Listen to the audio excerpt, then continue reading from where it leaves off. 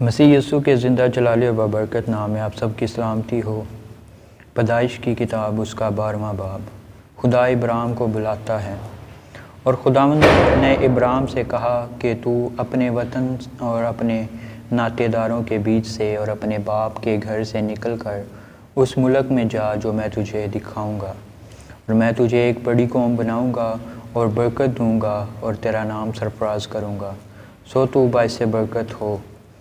جو تجھے مبارک کہیں ان کو میں برکت دوں گا، اور جو تجھ پر لعنت کرے اس پر میں لعنت کروں گا، اور زمین کے سب قبیلے تیرے وسیلہ سے برکت پائیں گے۔ سو ابراہیم خداوند کے کہنے کے مطابق چل پڑا، اور لوط اس کے ساتھ گیا، اور ابراہیم 75 برس کا تھا جب وہ حران سے روانہ ہوا۔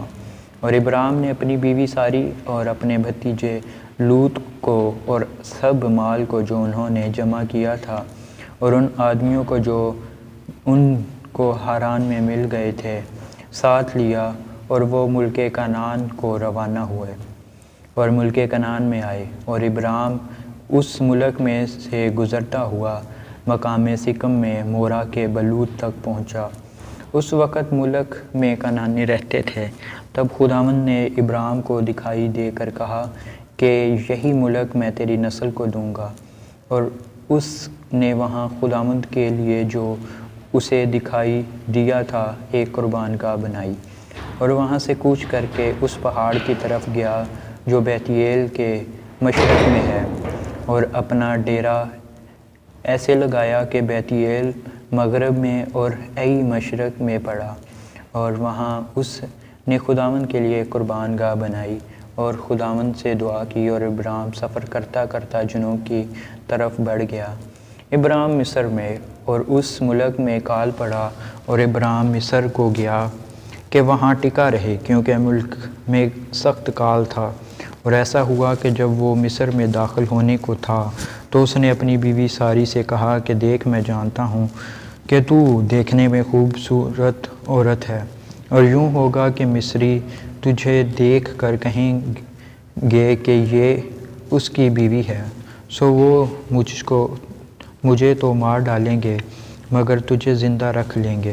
سو تو یہ کہہ دینا کہ میں اس کی بہن ہوں، تاکہ تیرے سبب سے میری خیر ہو اور میری جان تیری بدولت بچی رہے۔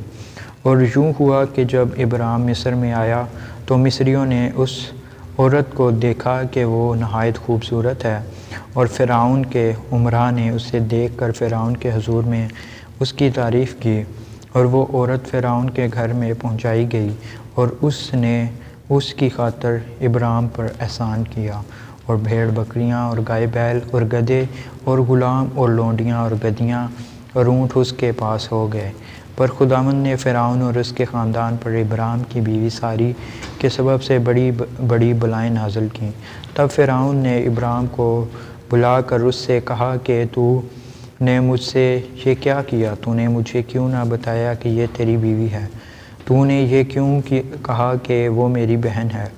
اس لیے میں نے اسے لیا کہ وہ میری بیوی بنے۔ سو دیکھ، تیری بیوی حاضر ہے، اس کو لے اور چلا جا۔ اور فرعون نے اس کے حق میں اپنے آدمیوں کو ہدایت کی، اور انہوں نے اسے اور اس کی بیوی کو اس کے سب مال کے ساتھ روانہ کر دیا۔ خدا کے زندہ پاک کلام کے پڑھے اور سنے جانے پر خدا کی خاص برکت ہو۔ خدا کا شکر ہو، آمین۔